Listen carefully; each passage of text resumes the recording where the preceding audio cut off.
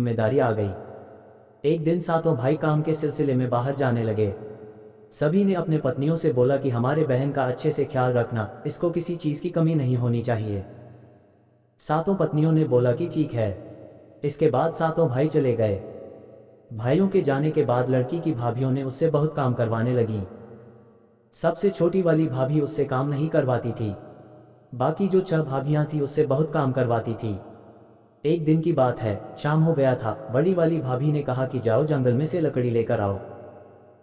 लड़की ने रस्सी मांगा, भाभी ने कहा बिना रस्सी के जाओ। वो मन में सोच रही थी कि भला बिना रस्सी के कैसे मैं लकड़ी लेकर आऊंगी। वो जंगल में गई, उसने लकड़ी एकत्रित किया और बैठकर रोने लगी। तभी एक सांप आया, उसने लड़की को रोते देखकर पूछा कि क्यों रो रही हो। लड़की बोली कि मेरी भाभी इंतजार कर रही होगी कि मैं लकड़ी लेकर आऊं तो वे खाना बनाएं। मेरे पास तो रस्सी है नहीं, तो मैं ये सारी लकड़ियां बिना बांधे कैसे लेकर जाऊं। सांप ने बोला कि बस इतनी सी बात, मेरे ऊपर लकड़ी लाकर रखो।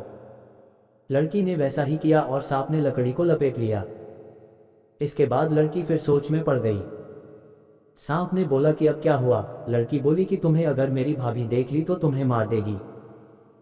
सांप ने बोला कि चिंता मत करो, मुझे ले जाकर आंगन में छोड़ देना, मैं नाली से निकल जाऊंगा। लड़की सांप की बात सुनकर खुश हो गई और अपने घर की तरफ निकल पड़ी।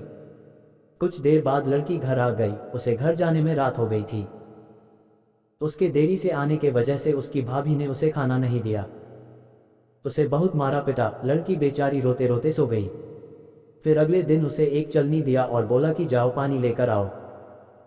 लड़की नदी के किनारे जाकर पानी भरने की कोशिश कर रही थी, परंतु सारा पानी गिर जा रहा था। वो वहीं पर बैठकर रोने लगी। तभी अचानक एक मेघ आया। वो लड़की को देखकर पूछा, क्यों रो रही हो।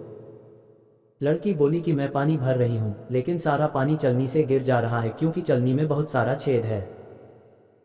मेढक ने उसे एक उपाय बताया और बोला कि बस इतनी सी बात। उसने अपने सारे मेढक को बुलाया और उस चलनी में बैठ गए और बोला कि घर ले जाकर एक बाल्टी में रख देना, हम सारे मिलकर उस बाल्टी में पेशाब कर देंगे और बाल्टी भर जाएगा।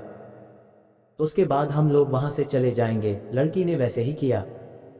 उस लड़की की भाभी हर रोज ऐसे ही उटपटांग काम कुछ न कुछ करने के लिए देती थी। एक दिन की बात है, उस लड़की को एक काला रंग का कंबल दिया और बोला कि जाओ, जब तक ये कंबल सफ़ेद न हो जाए घर लौट के मत आना। लड़की